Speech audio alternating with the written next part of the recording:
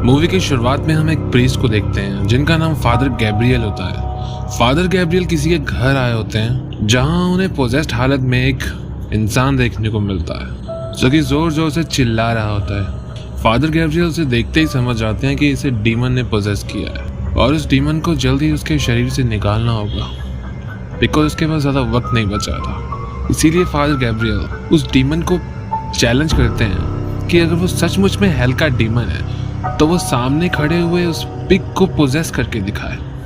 ये pig father Gabriel ने ही मंगाया होता। पहले तो डीमन मानता नहीं है, लेकिन फादर गैब्रियल के बार बार चैलेंज करने पे डीमन आखिरकार उस पिग को पोजेस कर लेता है।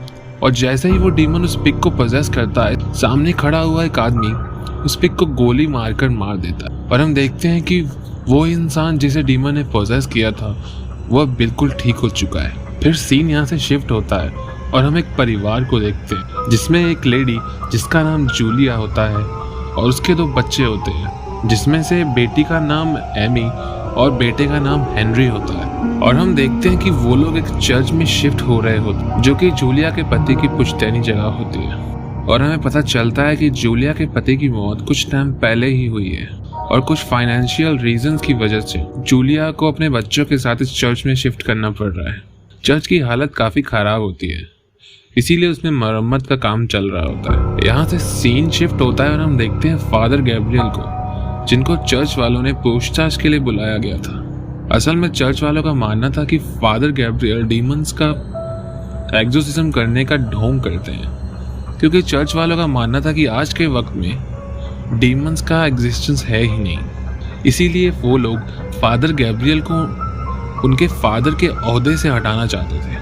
लेकिन फादर गैब्रियल उन लोगों को कह देते कि उनका ये ओहदा उनके पोप का दिया हुआ है और पोप के अलावा उनसे ये ओहदा कोई और छीन नहीं सकता। ये कहकर वो वहाँ से चले जाते हैं। यहाँ से सीन शिफ्ट होता है और हम देखते हैं जो लोग चर्च में मरम्मत का काम कर रहे होते हैं उनके साथ कुछ हादसा हो जाता है, क्योंकि उन्हें पता नहीं होता कि बेसमेंट में गैस फैली हुई है और वहाँ इस वजह से ब्लास्ट हो जाता है, जिस वजह से वो लोग वहाँ मरम्मत करने से मना कर देते हैं और वहाँ से चले जाते हैं। दूसरी तरफ हम देखते हैं कि हेनरी को कुछ होने लगता है, मानो उसे कोई दौरा पड़ रहा हो। जूलिया भाग के उसके पास जाती है और हेनरी जूलिया से कहता है कि यहाँ सब लोग मरने वाले हैं। इसके बाद जूलिया हेनरी को डॉक्टर के पास लेकर जाती है और कुछ टेस्ट करवाती है और टेस्ट रिपोर्ट्स में ऐसा कुछ नहीं आता जिससे पता लगे कि हेनरी बीमार है।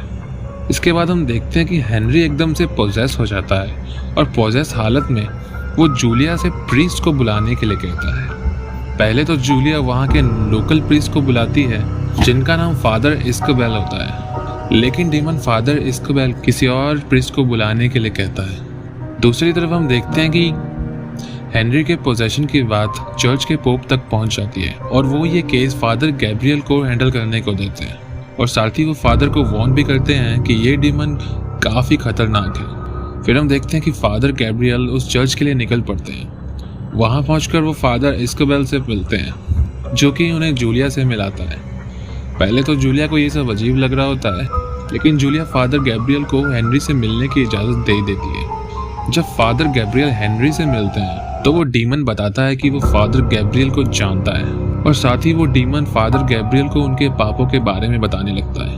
पहले तो फादर गैब्रियल उसकी बातों को सीरियस नहीं लेते, लेकिन उसकी बातें सुन के बाद में फादर गैब्रियल भी डर जाते हैं, क्योंकि वो जान गए थे कि ये डीमन काफ़ी ताकतवर है और इसे हैंडल करना आसान नहीं होने वाला। फिर फादर गैब्रियल जूलिया से पूछते हैं कि हेनरी के साथ क्या कुछ ऐसा हुआ है जिससे उसे सदमा लगा हो, और जूलिया फादर को बताती है कि हेनरी ने उसके डैड की मौत अपनी आंखों से देखी है। उसके बाद से वो बिल्कुल चुप हो गया था और फिर यहाँ आते ही वो पोजेस्ड हो गया।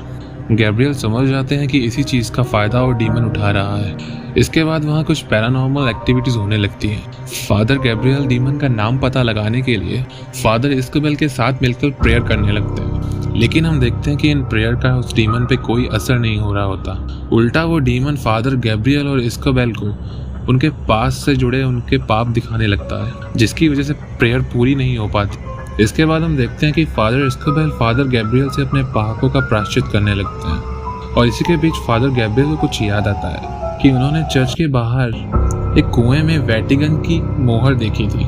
जैसे ही फादर गैब्रियल वहां जाते हैं तो उन्हें उस कुएं के अंदर बहुत सारे कंकाल देखने को मिलते हैं वहीं दूसरी तरफ वो डीमन जूलिया और एमी पर हमला कर देता है, लेकिन सही समय पर फादर गैब्रियल आके उन्हें बचा लेते हैं। इसके बाद फादर इस्कबेल और फादर गैब्रियल चर्च के तहखाने में जाते हैं और वहां जाकर उन्हें पता लगता है कि डीमन को वहां कैद किया गया था और चर्च की मरम्मत के वक्त वो डीमन वहां से बाहर निकल गया। उन लोगों को वहां एक डायरी भी मिलती है जहां से उन्हें पता लगता है कि इस डीमन ने पहले भी इस चर्च के प्रीस्ट को पोजेस कर लिया था और वो डीमन ऐसे ही प्रीस्ट को पोजेस करके गलत काम करवाता है। यहाँ फादर गैब्रियल समझ गए थे कि इसीलिए उस डीमन ने प्रीस्ट को बुलाने के लिए कहा था, क्योंकि वो डीमन फिर से किसी प्रीस्ट को पोजेस करना चाहता है। और यहाँ मेरा मतलब फादर गैब्रियल से है।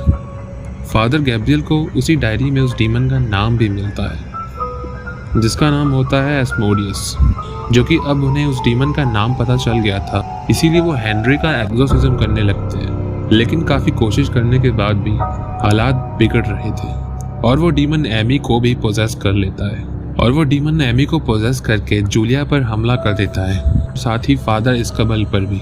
सबकी जान बचाने के लिए फादर गैब्रियल उस डीमन की बात मान लेते हैं। वो उस डीमन को अपना शरीर देने के लिए मान जाते हैं और फिर हम देखते हैं कि फादर गैब्रियल पोजेस्ड हो जाते हैं, लेकिन एमी और हेनरी ठीक हो चुके थे। मौके का फायदा देखते हुए इस्कबेल जूलिया और बच्चों को वहां से बाहर ले जाता है। फादर इस्कबेल फादर गैब्रियल को बचाने के लिए वापस आते हैं। फादर इस्कबेल काफी कोशिश करते हैं, लेकिन वो डीमन फादर गैब्रियल का शरीर छोड़ने को तैयार ही नहीं होता। लेकिन फादर इस्कबेल की काफी कोशिशों के बाद वो डीमन आखिरकार फादर गैब्रियल का शरीर छोड़ ही देता है।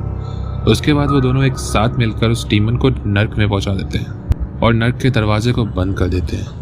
इसके बाद हम देखते हैं कि फादर गैब्रियल और फादर इस्कबेल पोप से मिलते हैं और उन दोनों को और भी डीमंस को ढूंढ कर नर्क में पहुंचाने के लिए कहते हैं। और यहाँ इस मूवी का अंत होता है।